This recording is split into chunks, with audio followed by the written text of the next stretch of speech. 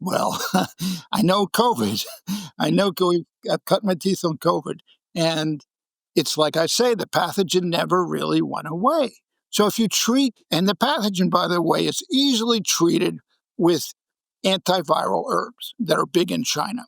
Now, a lot of the Shang Han Lun people, they don't seem to give that much attention to the pathogens. They give more attention to the staging of where it is, but rather than really addressing it, or they address it very minorly. They might use one or two herbs. In the categories of Chinese herbs, there's a whole category called the heat toxins. And every herb in that group, and there's about at least 20 of them, 20 to 30 herbs are in that group. Every single one is antiviral, has very strong antiviral effects. And so in the hospitals, modern hospitals in China, they were prioritizing the attacking of the virus, rather than the stage, rather than the Shang Han Lun level that it was in, they were attacking the virus.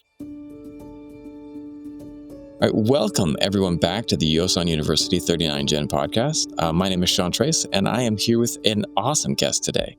Would you like to tell people a little bit about who you are and what you do? Well, my name's Jake Fratkin.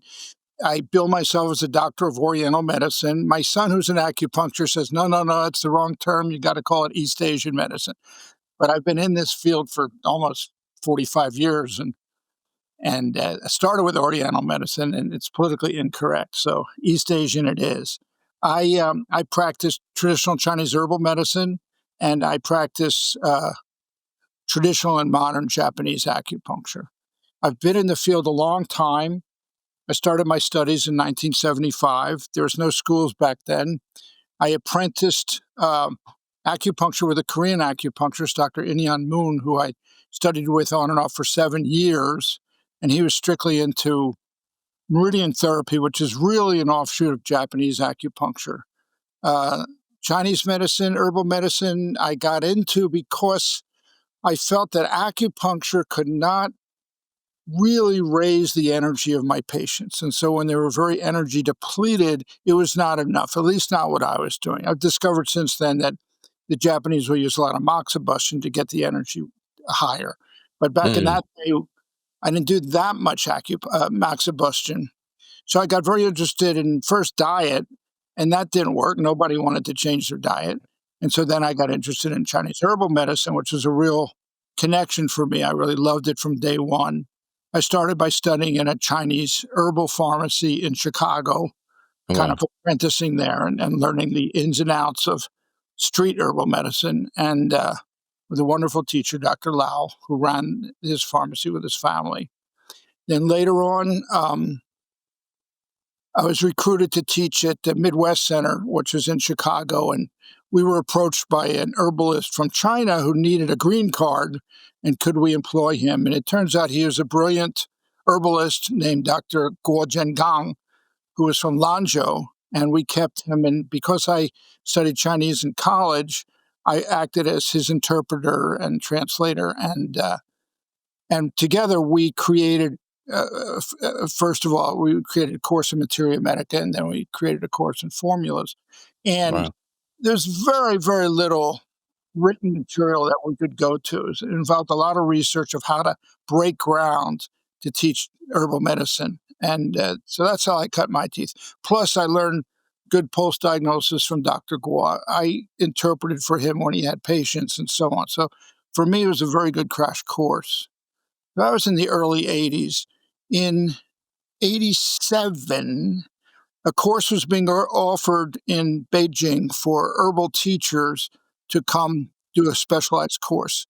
And I applied and I got in there, and about six of us foreigners, mostly American, but not all, many of whom could speak some Chinese, had a course at Shiyuan Hospital in Beijing. And that was a wonderful experience. It was life-altering for me. The official course was about 2 or 3 months, but then we stayed on. A couple of us stayed on and did a lot of clinics I was there basically a total of a year. And it just changed my life as an herbalist. I thought I knew herbal medicine before I went. It was nothing like what happened after I'd stayed in China and saw how herbal medicine was practiced in China. So how herbal medicine is practiced in China, we call modern herbal medicine as opposed to classical herbal medicine. Classical herbal medicine is Shang Han Lun, and there are a lot of diligent American followers of the Shang Han Lun approach. And but in China, they all know the Shang Han Lun approach, but they don't do it anymore. It's become Yeah. something that I call modern Chinese herbal medicine or hospital medicine, which is how I was trained and how I still think. Eventually, or before I went to China, I wrote a book on Chinese herbal patent medicines based on my experience in the Chinese herb store in Chicago, translating all the labels myself, finding out what was in them. I was fascinated by how colorful the boxes were, and I wanted to know what they were for, and nobody knew. So I had to translate the indications and start learning what they were for based on that. Hmm. So I wrote that book, and I like to say I wrote that book before I knew anything. Hmm. And then I was in China almost a year, and I came back um, and set up a couple of Chinese herbal programs. First in Seattle, at Bastyr College. I started an herbal program, and then later in Santa Fe at New Mexico School.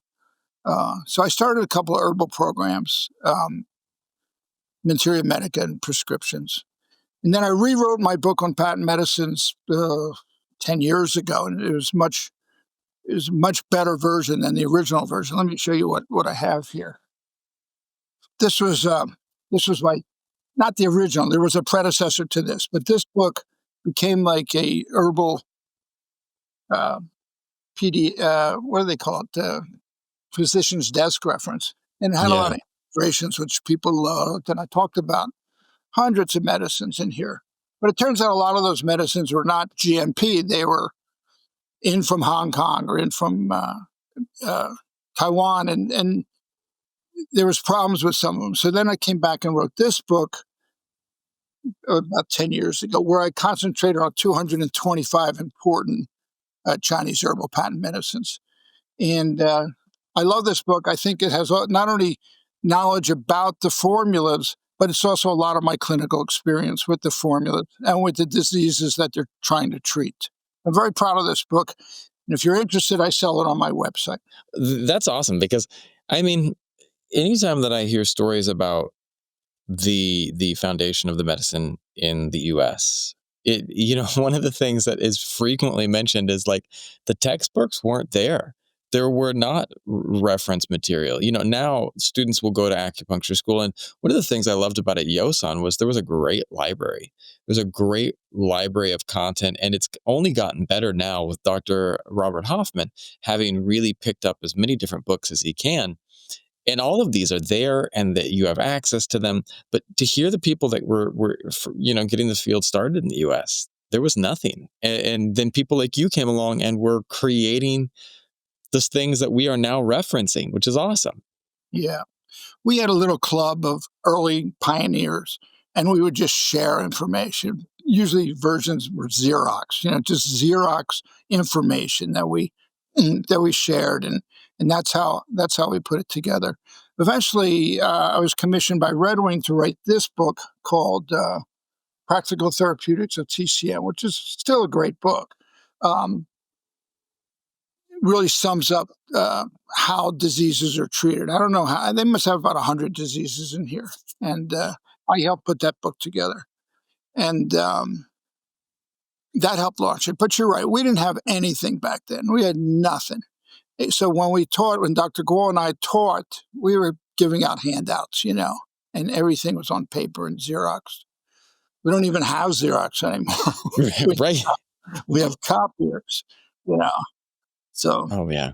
That's yeah, wild. yeah, One of the things too that that's powerful though too is that the sense of community. I want to talk about that a little bit. The sense of community. Um, I used to read.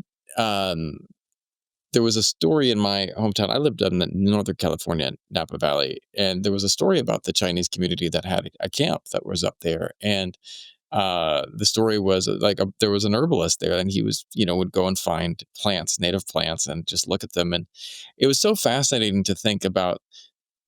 While this medicine has been going on for so long, and there is so much to it. And even in recent times, the wealth of knowledge that the Chinese that Eastern medicine has brought to our modern approach to medicine, because Western medicine is great for what it is, but the beauty of Eastern medicine is kind of the concepts and principles were not there, and yet now we are getting this beautiful renaissance of these medicines in the West. And I mean, and again, in two different systems you studied, or multiple different systems, from Chinese herbology, and then you also looked at Japanese acupuncture and Japanese acupuncture and channel theory. Go ahead. I also studied a lot of Western biomedicine. Talk to me about that. Well, it was my original interest, was science and biology. I was a biology major, dual major, biology and Chinese studies. But I was always interested in Western medicine. But as we got closer and closer to put up or shut up, I said, well, this isn't who I am. This is not what I do. I don't do pharmaceutical medicine. I can't even pronounce it. I can't even remember the names of the pharmaceutical medicine. Give me something I can pronounce, like Chinese, Right. So I think I have a very strong background in Western biomedical science, and I love to read, evidence-based medicine, and I love when I can find evidence-based medicine about Chinese herbal medicine. And there's a lot on the internet. I'll go in and say, what are the Chinese using for idiopathic thrombocytopenic purpura? And I'll get articles. Here's what we're using. Here's what we tested. Here's the results. Fabulous formulas. And I'll steal from those when I make my own formulas. That's So awesome. I have a background. I think I have a background in all three. But my heart's in Asian medicine, to be honest. What pulled you that direction? So you had all this going on, you were studying here and there. What really was the anchor that pulled you down the path to learning this medicine? I think it was a spiritual awakening, really, to be honest. For me, it started as Qigong and Tai Chi. And I love Tai Chi so much, and I had a really good teacher. And I said, well, being a nice Jewish boy from Philadelphia, I said, how do you make a living doing Qigong? You're not going to make a living doing Tai Chi and Qigong. And I said, well, what did the guys in China do? Oh, they did medicine. That's how they did it. That's how they made a living.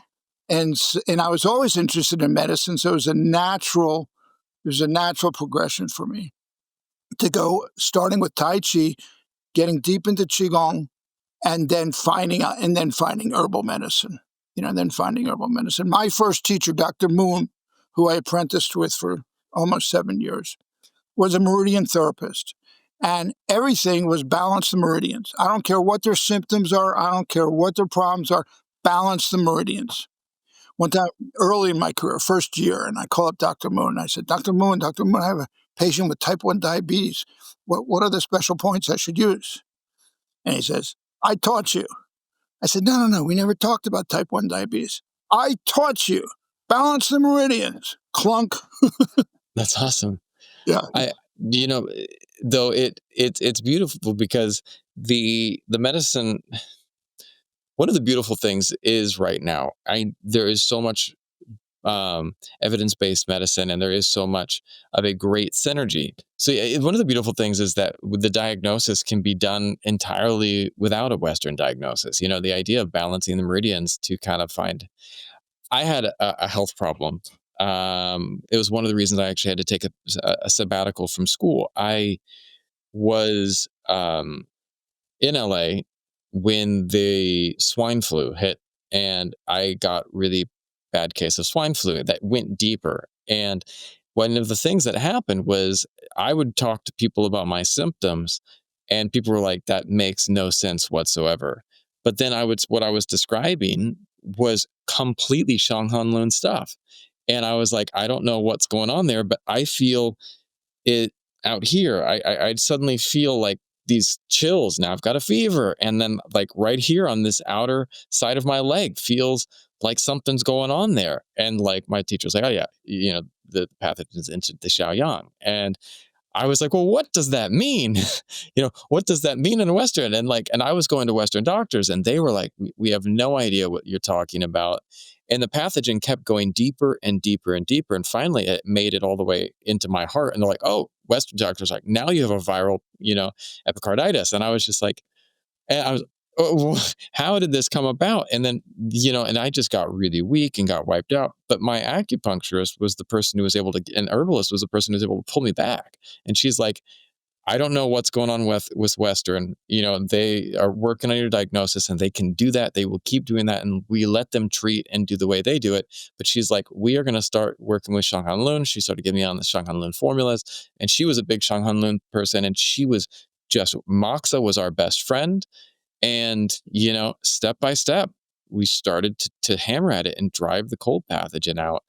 And it was wild that this medicine from ages ago was the only thing that was making any sense. And that's the beauty of we were working from both angles to kind of help me heal. But if we had have not had this side could have helped me out at the same time. Well, swine flu was a big landmark point in my own development because I came out writing articles about swine flu. I went into what China was doing with swine flu, how they saw it and how they were treating it in the hospitals. And it launched me on this path about deep-seated, pathogens going into the interior. And it's just repeated exactly with COVID. So when COVID came around, I was up to speed. And we were studying material from China on how they were treating COVID. And I actually I started making some herbal formulas, and the first two I ever made were to address swine flu. And That's awesome. And COVID it's just the same thing all over again. And now COVID is going in deeper and not going away. And you're getting so-called long haul COVID, which is basically the pathogen is still in there in long haul. I've reduced long haul to two problems. One is you still have the pathogen, and two, you have blood stasis. And the key to long haul is dealing with blood stasis and the deeper viral pathogens. So that was a big pivot for me was COVID. So that's amazing. Well, and it's really interesting too. How do you think? Well, just to go down that path a second. How do people address those hidden pathogens? How do people address those pathogens that linger for a long time? Well, I know COVID. I've cut my teeth on COVID, and it's like I say, the pathogen never really went away. So if you treat, and the pathogen, by the way, is easily treated with antiviral herbs that are big in China. Now, a lot of the Shang Han Lun people, they don't seem to give that much attention to the pathogens. They give more attention to the staging of where it is, but rather than really addressing it, or they address it very minorly. They might use one or two herbs. In the categories of Chinese herbs, there's a whole category called the heat toxins. And every herb in that group, and there's about at least 20 of them, 20 to 30 herbs are in that group. Every single one is antiviral, has very strong antiviral effects.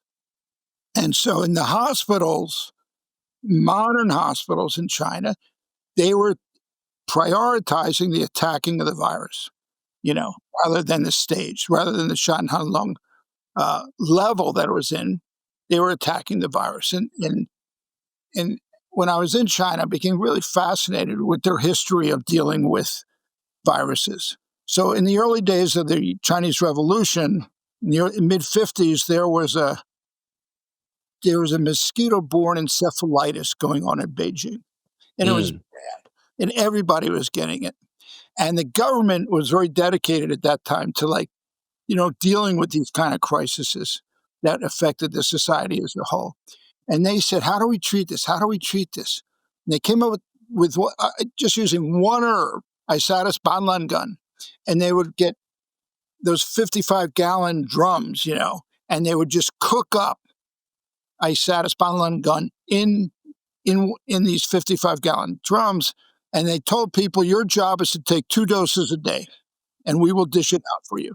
And your duty is not to take more than 2, but we're telling everybody, take 2 doses a day, come to it,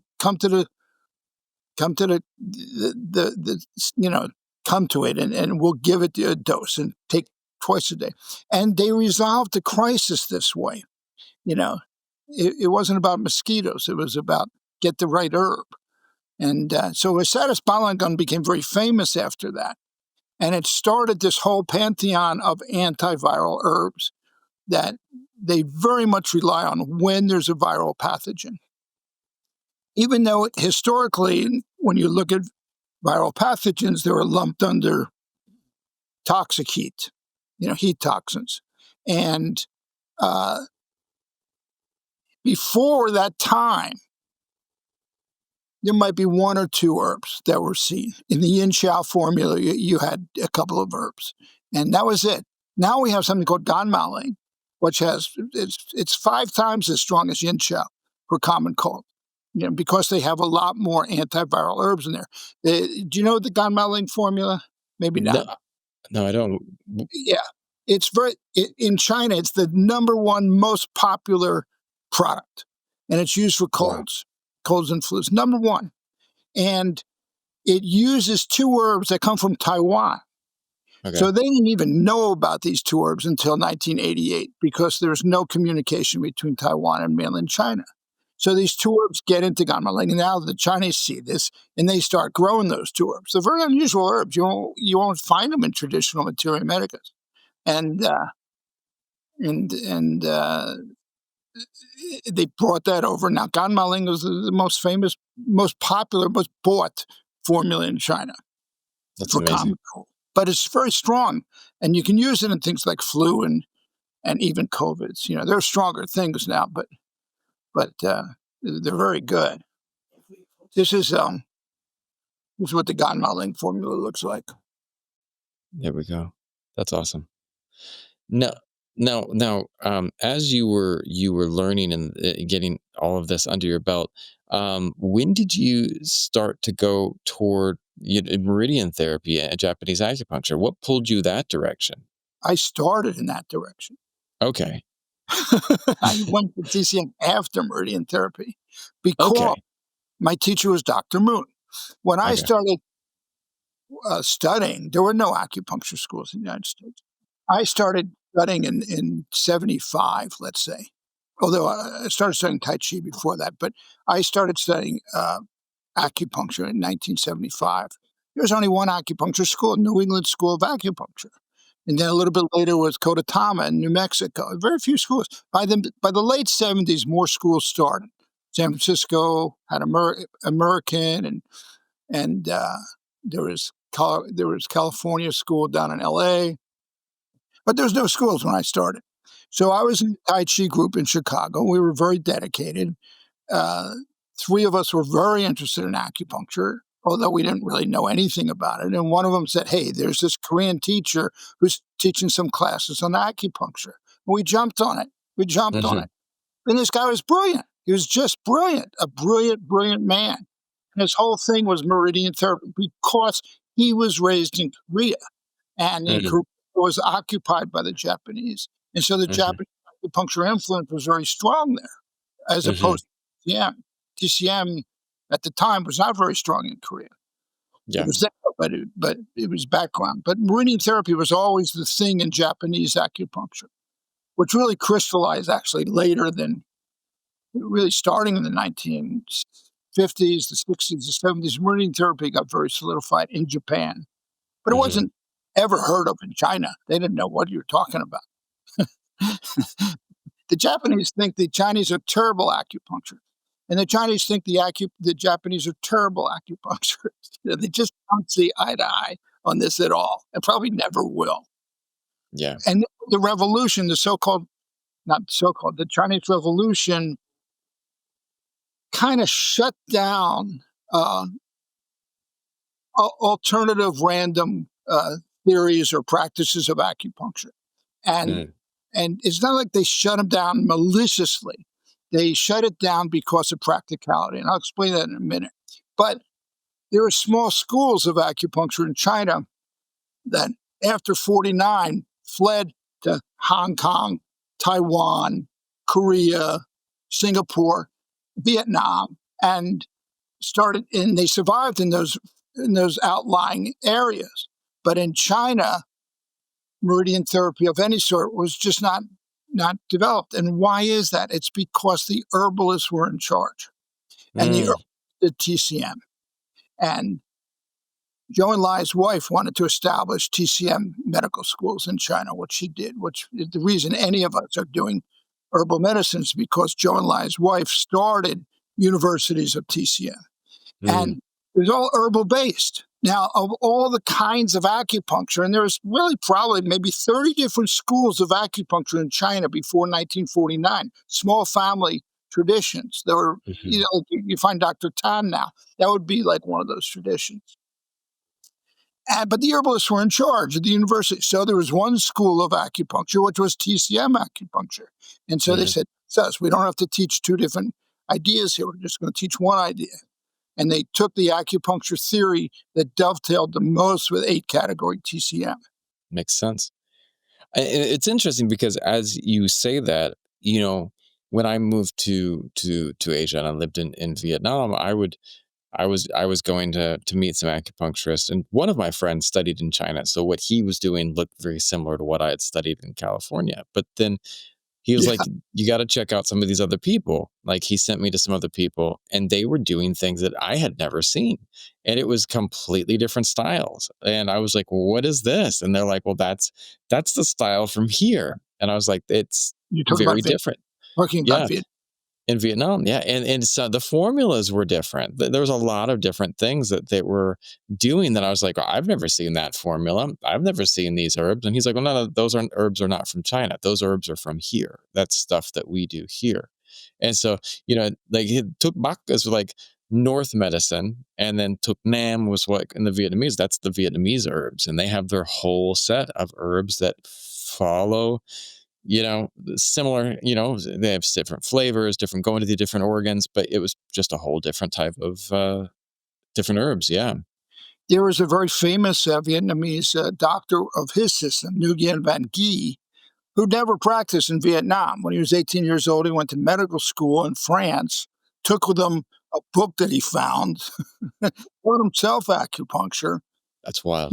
his own system, the Van Gogh system, which is totally self-contained and it's still very popular in Europe. That's Very wild. popular. Yeah, Van Gogh's approach. Now, as you started, you got into these different fields and you were starting to practice. Um, what was it that really inspired you? What were the different things that you really started going, "Hey, this is really interesting," and going down the paths of studying more as you started to get into the medicine more? There's no key moment. I mean, when you study Oriental medicine, sorry, East Asian medicine, when you, when you study East Asian medicine, it's so deep and it's so broad at the same time. You can go down any rabbit hole. Like Yeah, you specialize. You go through the training and then you specialize. You are going to do cardiology. You are going to do lungs. You are going to do pediatrics. And there's so many deep, deep, deep holes to get into, So for me, I guess my turning point, well, a couple of turning points. Early on, I realized that diet was not going to boost chi. I had to use herbs. So that stimulated my desire to learn herbs. And I was very fortunate in Chicago to meet Dr. Guo, who was from Lanzhou, and he was a very traditionally trained herbalist. And so I learned right away what they teach in the medical schools in China, modern TCM herbal medicine. Um, so that was a big turning point. And then later on, once I got to China, my whole world changed because everybody was specializing and everybody was very deep in what they did. And I'll tell you a secret. I mean, in China, there's at least when I was there, and I'm sure it's no different now because I was there like 30 years ago, 40 years ago, and you'd have a room with a doctor and 40 people trying to get his attention.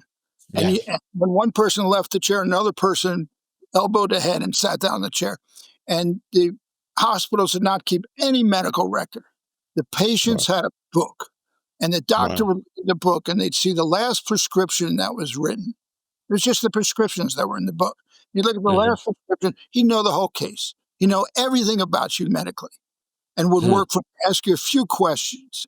Pulses, tongue, very little, over very fast. You got to understand these consultations were like 5 minutes, 10 Wow. minutes. And he'd write his prescription in the book, and the patient would take it downstairs to the pharmacy, which was another zoo with a million Yeah. people. You know, let alone the pharmacy itself looked like something from a Fellini movie. It looked like a kitchen restaurant in a Fellini movie. It was just crazy, you know, with people and earth. And, yeah, you've seen that, yeah. I've seen it. This is something that I think that none of my friends in the West can ever, until you come to Asia and you see what a hospital is like. I mean, we had my father-in-law had an accident recently, and he's okay. But he it kind of emulates Fast and the Furious when he drives motorbikes, and he took a spill, bumped his head. He's okay. He got a mild subdural hematoma, but he's recovered and he's doing all good. But when he was in the ER, there was 110 people in the room with him in the ER. A Waiting hundred to be seen. waiting to be seen, just lined up. Yeah. And that was just in that trauma room. And like outside, there were other people. And you go to the herbal clinics, it is lines upon lines of people, and it's wild. And yet the efficiency of the doctors is fascinating. Like to watch them come in, and when I went to my friend's clinic, he was seeing a huge number of people every day, and yet there was this, he knew them all. That he remembered everyone, and everyone was getting just attention, but it was a volume that I was just blown away by, absolutely blown away by. Anyway, these doctors could do their diagnosis in 5 minutes and write a prescription in another 2 minutes. And they paid very little attention to pulses and tongue. Mm, This is what shocks students when I talk to them here. Very little attention. It was more from the clinical questioning. They made yep. more of their diagnosis and decision based on talking to the person and finding out things about them, their digestion, their menstrual history, their skin problems, their bowel movements, whatever. And would be much more useful in forming the diagnosis than pulses and tongue. They barely looked at tongues. They barely, and in fact, I've come to the conclusion that tongues are only helpful 15% of the time. 15% of the time, they will confirm something. But 85% of the time, they give you no information. And it's not because you're lousy at diagnosing tongues, it's because the tongues just aren't that helpful. They are when they are. You got red, it's red, it means something. If it's purple, it means something. But you can't make much. It's be very hard to diagnose from tongues alone. Now, I know there's TCM people out there that would verbally disagree with me on that. But that's my experience. And I've been in practice, I don't know what, 45 years? And tongues just aren't that useful, except the 15% of the time when they are useful. Same thing with pulses. The doctors, the best Chinese doctors I've ever met in my life were in the hospitals of China. And their pulse taking was, it was very fast and wasn't that deep. They mostly got what they needed to know by the history. Now, Dr. Guo, he'd spend like 20 minutes on the pulse. And I'd say to him, "What are you doing for 20 minutes in there?" And he said, "Well, I know right away what I think the issue is, but I want to just rule out any other possibility." He was just thorough.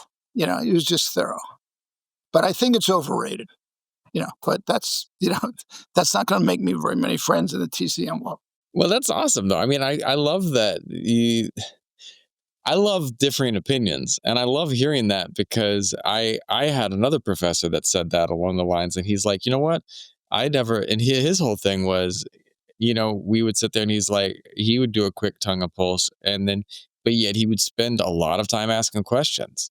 And he's like, I really want to get to hear this person's background. I want to hear what they're doing. I want to hear about their sleep. I want to hear about, their digestion. I want to hear about, if they're, do they take 25 minutes to poop? Do they take 5 minutes? Do they take 3 seconds? Is it runny? He's like, I need to know that.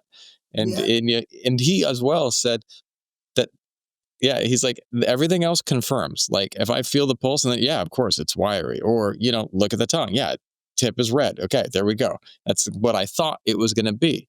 But yeah, he also used it more as a confirmation and less of a diagnostic tool. Pulse and So, tongue. Yeah, yeah. yeah, yeah, yeah. I agree. And Yeah, so it's interesting to hear that because him and you are the only two people that have said it, but it's a great perspective. we get into trouble when we say Right? Well, shouldn't there be the ability, though, in our field to have differing opinions? It it depends. In China, there aren't too many differing opinions. There's the TCMA category is the school. They don't want to hear about anything from America or from Japan or anywhere else. They're very set in their ways, very proud of their ways, and very set in their ways. So the best place in the world for acupuncture and Chinese medicine is here in the United States because we have so many influences. We've been exposed to so many teachers and so many ideas and so many schools of thought. And there's so many good ways you can go. What I don't like is when one school says we're it and everybody else is not it, which is what the Worsley people do. We're it, nobody else is there. I don't agree with that. We have a lot of schools here, and it's better to go deep in a school you respect, but without thinking this is the only way to do this, because it's not. It's yeah. not. I'm a martial artist, and I'm a black belt in judo, but I also studied Japanese style jujitsu, which is my main martial art. But then for the um, past 15 years, I've been deep into Muay Thai, and I still do it. Not like I used to, but I go in when my daughter takes a class, and I worked out, got a nice 45-minute workout in, not sparring. It's just about cardio and hitting the punching bag and relieving the stress from my busy day. But one of the things is I remember the early UFC, like the early MMA days when it'd be like one guy walks in with one glove. And over here, there's another guy who's got like a jujitsu gi. And everyone wanted to know what's best, what's best. And one of the things that there was a quick realization early on is there's not a best, they're just different. They approach things in different ways. If you want to strike someone and practice, boxing is a great refined art, and there's an art to it. Can you beat a grappler? Well, that's kind of a hard thing to ask, in what situation? If you put prime Mike Tyson against a prime wrestler, like, well, who's going to win? But you're asking the wrong question. And that was the thing that people, I think one of the martial artists that I was talking to is getting at. He's like, at the end of the day, they all do different things. And it's like, it's not about um, picking the best one. It's about learning and certainly dedicate yourself to a thing. I love Muay Thai. Capoeira is awesome. Brazilian Jiu Jitsu is awesome, but I like striking. I like how it makes me feel. I like going and hitting the punching bag. Well, I'd like to add, Go I, ahead. of course, like you, I've been exposed to all of that. And the way I sum it up is there's no one martial art that's better than another martial art. But in 100%. every art, there are masters. Every art, Exactly. every art has its masters, and who are unbeatable in some sense or another. There's no art that's better than the other. There's just certain people that are very good at that art. Just the same thing with Oriental medicine. There are a lot of styles out here in the United States, and I don't say one style is better than the other. I love the style I do, which is very small and unique. But I can't say it's better than any other style. I'm good at it. And I've met other people who do their styles who are very good at it. I go to two different acupunctures. They're completely different styles than mine. And I alternate them. And they're both very good at what they do. So, it's not the art, it's the artist. Yes. Yes. I have this one massage therapist that I work with, and like, she is the best that you could imagine at fixing anything in the neck. If you have a neck issue, I don't know how, but she trained with someone who really understands alignment and just the points, and I feel great. But if I want to just a relaxing, feel better massage, she's not the person, because that's not what she does. She is an artist at getting the upper traps and the neck fixed. It was one of the interesting things is like, I think that I love what you're saying because there are many different schools, there's many different things, but it's always good to strive to be better at what you're doing and to learn and to go deep. I was talking to my daughter recently, she's 9, about finding permission to go deep, finding permission to really dive down and learn. And it's something that at school, I think that, coming back to acupuncture students, we get all of this surface stuff. You have to learn all this stuff to pass your boards and to become a certified acupuncturist. But then the doors open. Then you can really start going, what do you love? What paths do you want to go down? Yeah, I agree. With students, I've been teaching my entire career, and students want to know, what should I do? What should I do? What should I do when I get out? And I said, well, two things. One, find what really interests you, which path, and two, um, find what you're good at. I love that. Find what you're good at, you know? So there are a lot of paths, a lot of paths, a lot of paths. My son does musculoskeletal acupuncture, physical medicine. That's because he was an athlete. His wife does gynecology because she gave birth twice, and that's her thing, is pregnancy. Find your thing. For me, when I went to China, it was a program, and we studied with like 30 different teachers, all of whom were doctors in the hospital. And later on, I went to study with less and less and less. And I finally ended up with 3 guys. And one was respiratory, and one was internal, mostly GI, and one was pediatrics. And those were my 3 specialties ever since. They've always been my interest. That's why I studied with them later on. I was real interested in pediatrics. I was real interested in respiratory. I was real interested in digestion. And that's what I do now, basically. I do gynecology. I'll do whatever comes in the door, but those were my passions, and that sustains me. To this day, I consider myself the master of coughs. That's what, if they put me in the grade and they say, what was he good at? They'll say coughs. He's the guy he's the go-to guy for coughs. Coughs on one hand is very challenging, but on the other hand, we have a lot of armature to deal with it. A lot of ways to deal with the respiratory. So I find, but in China, everybody specializes. Everybody specializes. When I left China and I had my 3 teachers and I said, I'm going back to America, any advice? And they said, well, you got to specialize. I said, I am going to specialize. I'm going to specialize in internal, basically. And they said, no, pick an organ. Pick an organ. So, okay, what other words of wisdom can we give your listener? That's my last question. If you could go back in time and do your whole journey again, what would be the thing that you would change, or what would be the advice you'd give to your younger self as you're going down this journey? That I should have gone to medical school in addition to what I'm doing. Not for the knowledge, although I love the knowledge, but I can get the knowledge on Dr. Google. I can research anything and find out what medical doctors, how they treat it, and then how they look at it. So I have access to that. But medical doctors have the privilege in this country. I'm always going to be on the fringe because I'm not a medical doctor, right? I don't have medical doctors come to me as patients. I don't have medical doctors refer to me, right? Except rarely, So I don't have the clout. If I was an MD, I would have the clout. I don't know what that would have done at the end of my life. It wouldn't have changed my practice because there are very good MDs who are very good TCM people like Dan Bensky and so on.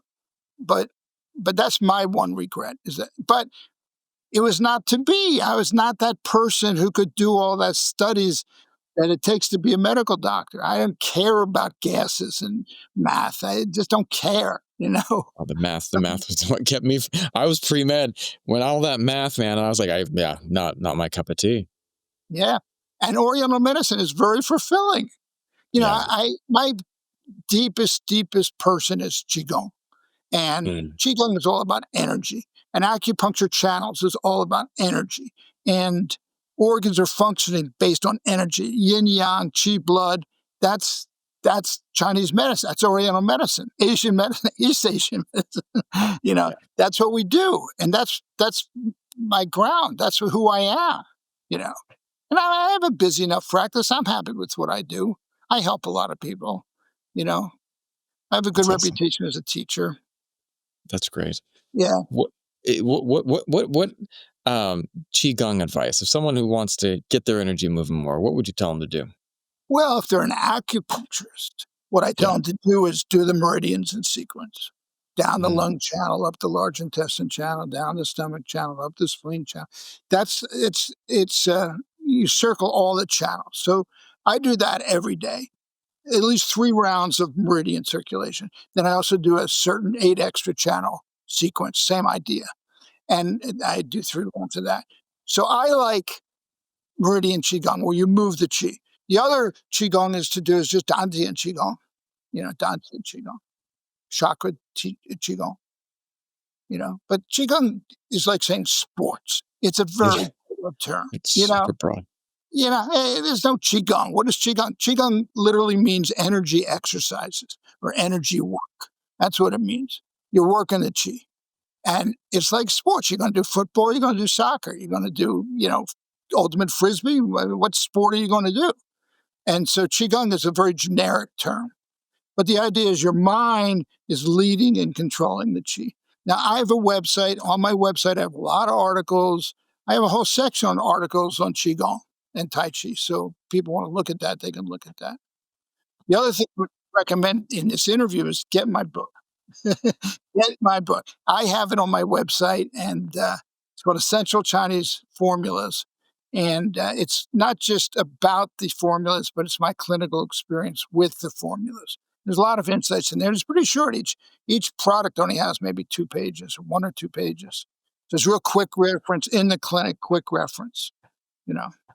Where can people go to look to find you? What is your website? At www.Dr.